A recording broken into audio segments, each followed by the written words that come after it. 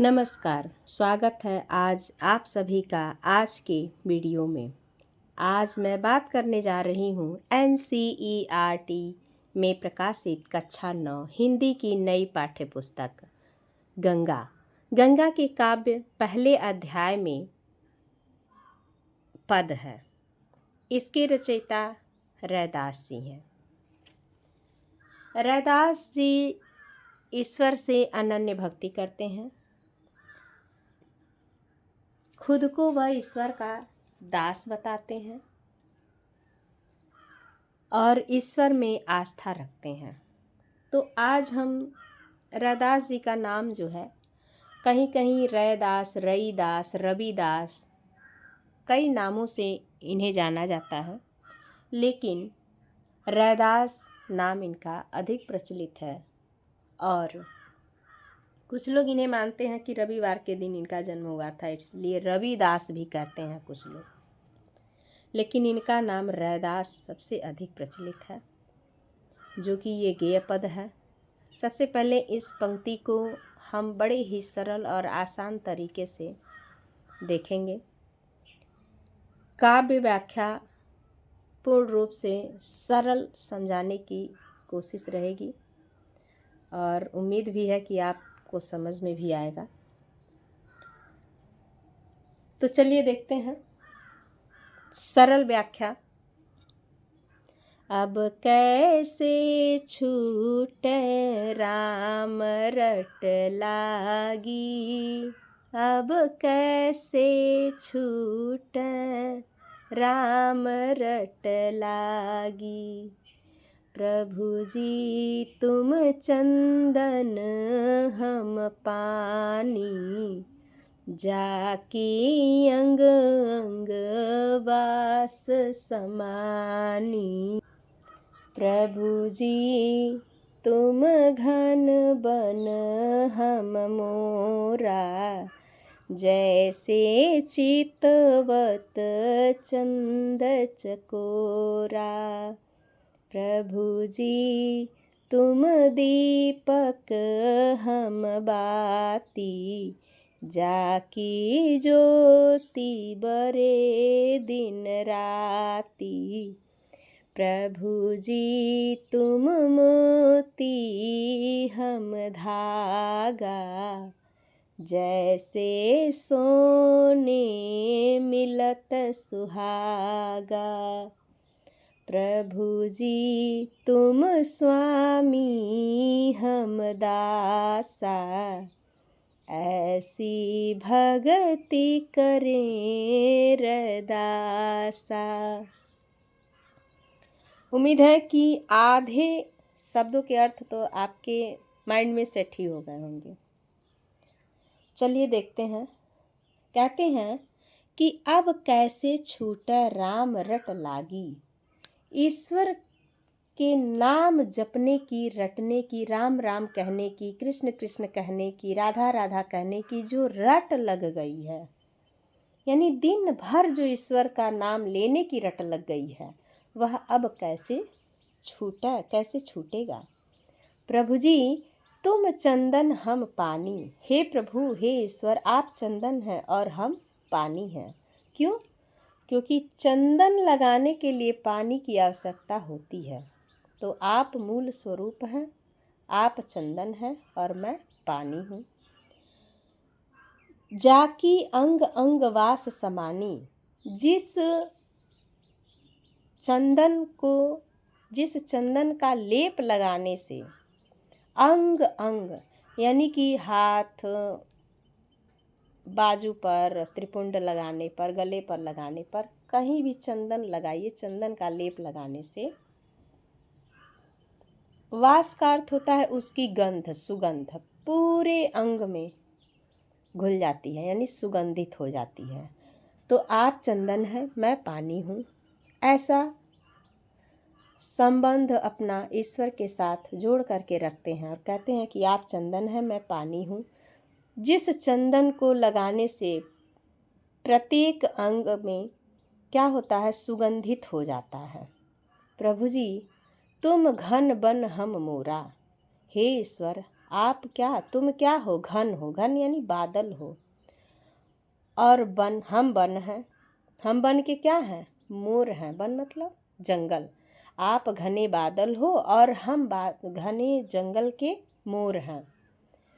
जैसे चितवत चंद चकोरा, जिस प्रकार चंद्रमा को चकोर पक्षी देखता रहता है, उसकी शीतलता को देखता रहता है, उसी प्रकार से हम मोर हैं, तो हम घने बादल को देखते रहते हैं। घना बादल यानी मोर को पसंद है, जब घना बादल लगता है तो मोर नृत्य करता है वन यानी बागीचे में। तो इस प्रकार ईश्वर घने बादल हो गए और मोर जो है वो वन का मोर हो गया। और उस प्रकार से मोर ईश्वर को देखता है, घने बादल को देखता है, जैसे चकोर पक्षी चंद्रमा को देखता है। प्रभु जी तुम दीपक हम बाती, हे प्रभु तुम दीपक हो और मैं उस दिया का बाती हूँ, क्योंकि दीपक बिना बाती के दीपक नहीं जलता है। तो आप संपूर्ण वह दीपक हैं और मैं उस दीपक का बाती हूँ। जाकी ज्योति, जिसकी ज्योति रात दिन, दिन रात बरे यानी जलती है। जो दीपक रात दिन जलती है, उस दीपक, आप दीपक हैं और उस दीपक का मैं बाती हूँ। प्रभु जी तुम मोती हम धागा, हे प्रभु आप मोती हैं, आप मूल्यवान हैं, लेकिन उस मोती को माला बनाने के लिए मैं क्या हूँ, धागा हूँ। जोड़ने का एक काम मैं भी हूँ, धागा, यानी आप मोती हैं, हम धागा हैं। जैसे सोने मिलत सुहागा, जिस प्रकार से सोना एक प्रकार का धातु होता है, उस सोने में चमक लाने के लिए सुहागा का लेप लगाया जाता है। जब सुहागा का लेप चढ़ जाता है तो वह सोने की धातु चमकने लगती है। उसी प्रकार से आप मोती हैं तो मैं धागा हूँ। प्रभु जी तुम स्वामी हम दासा, हे प्रभु आप स्वामी हैं, आप ईश्वर हैं और हम आपके दास हैं। ऐसी भक्ति कर रैदासा, और ऐसी भक्ति रैदास जी कर रहे हैं। तो इस पंक्ति में अगर आप काव्यगत सौंदर्य देखेंगे तो इस पंक्ति में भक्ति रस है, और यहाँ च च शब्द व्यंजन वर्ण आने से अनुप्रास अलंकार हो जाता है, गेय पद है। अगला काव्य देखिए, मुझे उम्मीद है कि आप लोग को यह वीडियो अवश्य पसंद आया होगा, और आपको काव्य कितना समझ में आया कमेंट अवश्य करिएगा। अगला देखते हैं। जो तुम तो रहूं राम नहीं, मैं नहीं तो रहूं, कहते हैं कि जो तुम तो रहूं राम मैं नहीं तो रहूं, तुम सो तोरी कवन सो जोरी, तीरथ बरतन करूं अंदेसा, तुम्हारे चरण कमल एक भरोसा, जहाँ जहाँ जाओ तुम्हारी पूजा, तुम सा देव और नहीं दूजा, मैं अपनो मन हरि से जोड़ूं, हरि सो जोरी सबन सो तोरऊं, सबही पहर तुम्हारी आशा, मन क्रम वचन कह रैदासा। प्रस्तुत पंक्तियों में रैदास जी ईश्वर से कहते हैं कि अगर आप मुझसे नाता तोड़ लेते हैं तो तोड़िए, लेकिन मैं नहीं तोड़ रहा हूँ। इसी पंक्ति में तो शब्द कहते हैं, व्याख्या करते हुए कहते हैं कि जो तुम तोड़ो राम मैं नहीं तोड़ूं। हे ईश्वर, यहाँ राम ईश्वर के लिए आया। हे ईश्वर, अगर आप मुझसे बंधन तोड़ लेते हैं तो मैं नहीं तोड़ूंगा। तुम सौ तोरी कवन सो जोरू। अगर आपसे मैं बंधन तोड़ लूँगा, हे स्वर्ग, अगर मैं तुमसे बंधन तोड़ लूँगा तो मैं कवन यानी किससे बंधन जोड़ने, संबंध जोड़ने जाऊँगा। तीरथ बरत न करूँ अंदेशा। कहते हैं मैं तीरथ व्रत में कोई भी चिंता नहीं करता हूँ, मैं तीरथ व्रत की कोई चिंता नहीं करता हूँ।